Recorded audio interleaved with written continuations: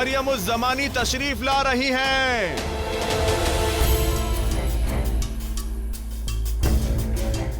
सलीम बेटा, हम जानते हैं आज जो कुछ भी हुआ वो ठीक नहीं हुआ।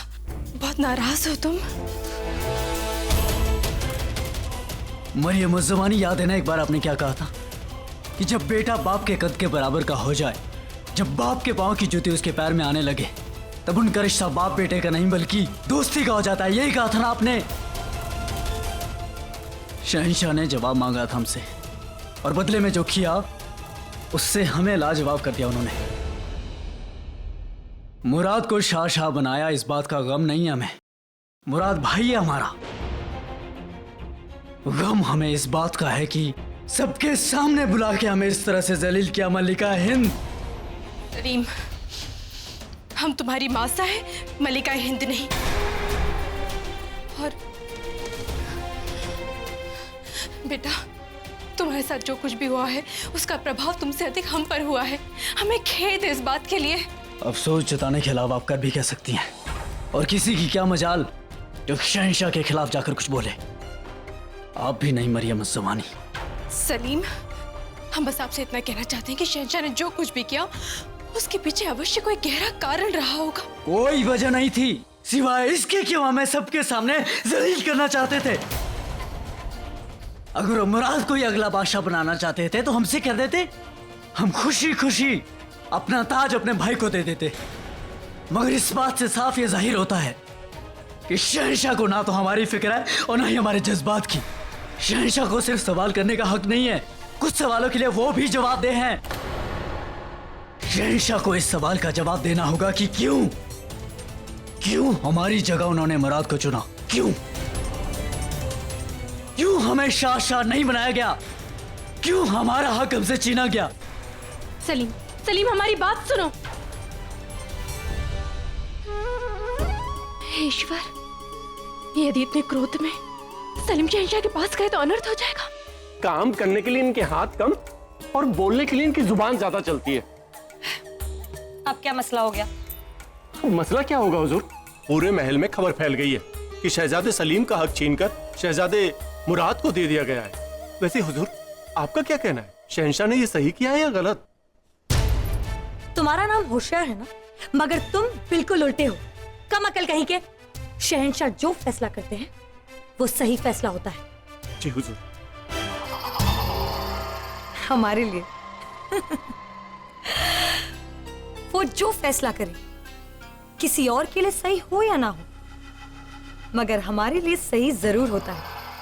जानते हो ना, जिसका बेटा शहंशाह बनने वाला होता है वही मरियम उज़ ज़मानी कहलाती है।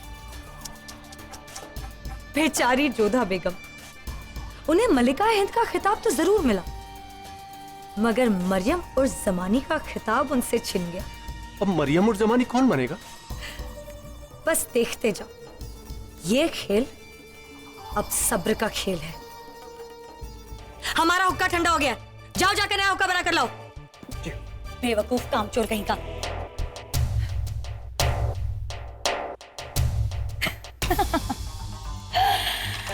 अब ये खेल और भी दिलचस्प होता जा रहा है बादशाही बेगम साहिबा। अब हमें ऐसी चाल चलनी होगी कि मोहरा सही जगह जाकर टकराए। कर दिया ना न्याय आपने। एक बेटे को खुशी देने के लिए दूसरे को नाराज कर दिया ना।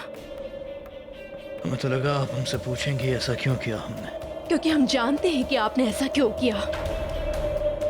प्रजा को खुशी देने का मार्ग ढूंढ रहे थे ना आप, तो सबसे सरल मार्ग अपना लिया आपने। तो आपको लगता है कि हमारे लिए ऐसा करना बहुत आसान था? खैर एक बात बताएं, आप एक आम इंसान का भेष बनाकर बीमार लोगों की खिदमत क्यों की? खुद बीमार क्यों पड़ गई? अपनी जान जोखिम में क्यों डाली? क्यों किया आपने वो सब? मरियम उज़ ज़मानी होने के नाते अपनी प्रजा की भलाई के बारे में सोचना। तो ठीक है, हमारे पास भी वही वजह थी। एक शहंशाह होने के नाते हमारे फर्ज निभाना हमारे लिए सबसे बड़ी बात है, और हमारे फर्ज है हमारी आवाम की खुशहाली, उनकी तकलीफों को दूर करना। और इसीलिए कल रात हमने ये फैसला लिया था। शहंशाह गुजरात के बंदरगाह से कुछ लोगों को लौटा दिया गया है। उन्हें मक्का की यात्रा पर जाने से रोक दिया गया है। इस्लाम के 5 बड़े फर्जों में से एक है हज करना और लोगों को उन्हीं का फर्ज निभाने से रोका जा रहा है। हमें समझ में नहीं आ रहा है कि शाह ईरान ऐसा क्यों कर रहे हैं। उनका नाम खुदाबंद है लेकिन वो खुदा के बंदों को उन्हीं का फर्ज निभाने से रोक रहे हैं। हमारा तो मन कर रहा है कि उनके खिलाफ जंग कर दी जाए। गुस्ताखी माफ शहंशाह, अगर हमारी राय में यह फैसला ठीक नहीं होगा तो क्या चाहते हैं आप कि हम हाथ पर हाथ रखकर बैठ जाएं, उनकी गुलामी कबूल कर लें, हमारी जोधा बेगम को उनका मसबत देने के मजबूर करें? हम उन्हें दी हुई जुबान से नहीं पलटेंगे। पिछले महीने हमने बड़ी मुश्किलें झेली है। कुदरत का कहर, हाकिम मिर्जा की बगावत, सूखा, बीमारी, इन सब से सल्तनत की माली हालत बिगड़ सी गई। ऐसे में अगर जंग हुई तो दुश्मन हम पे भारी पड़ेगा। अब बिल्कुल ठीक कह रहे हैं, हम आपकी मशवरे की इज्जत करते हैं। हमें बस शाह ईरान को कुछ वक्त के लिए गुमराह करना है, क्योंकि ये जंग मैदान में नहीं दीवाने खास में लड़ी जाएगी, शमशीर से नहीं दिमाग से लड़ी जाएगी।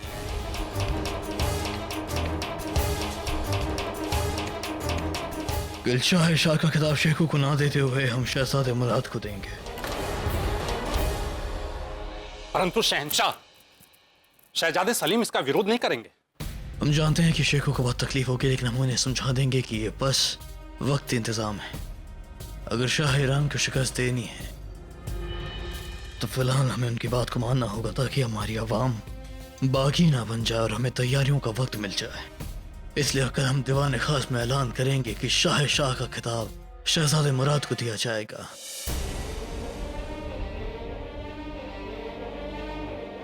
शहंशाह होने के नाते तो आपने अपना कर्तव्य निभा लिया, पर आप इस परिवार के मुखिया हैं। उसके नाते आप परिवार के प्रति अपना कर्तव्य कैसे निभाएंगे? दोनों पुत्रों के बीच में आए दूरियों को आप कम कैसे करेंगे शहंशाह? आपके इस निर्णय से सलीम मुराद, सलीमा बेगम, रुकैया बेगम, अम्मी जान कोई भी प्रसन्न नहीं है। आज इस पलड़े के एक और आपका परिवार है तो दूसरी ओर प्रजा की खुशियां।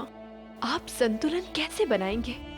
शहंशाह, हमारी बात मानिए, आप जल्द से जल्द सलीम को बुलाइए और उनसे बात कीजिए। कहीं सलीम को ऐसा न लगे कि शहंशाह के फर्ज के कारण आपने अपने बेटे को सजा दे दी। कहीं इस वजह से सलीम सदा के लिए आपसे दूर ना हो जाए। यकीन मानिए हमारा, कोई भी फैसला लेने से पहले हम एक बार शेखों से बात करना चाहते थे, लेकिन हमें मालूम था कि शेखों की हालत देखकर हमारा फैसला कमजोर पड़ जाता, इसीलिए हमने उनसे बात नहीं की। और हम इस बात से भी वाकिफ हैं कि इस वक्त शेखों बहुत खफा हैं हमसे। जी, क्रोधित तो वो बहुत है। हमें लगा था वो सीधे आपके पास आएंगे।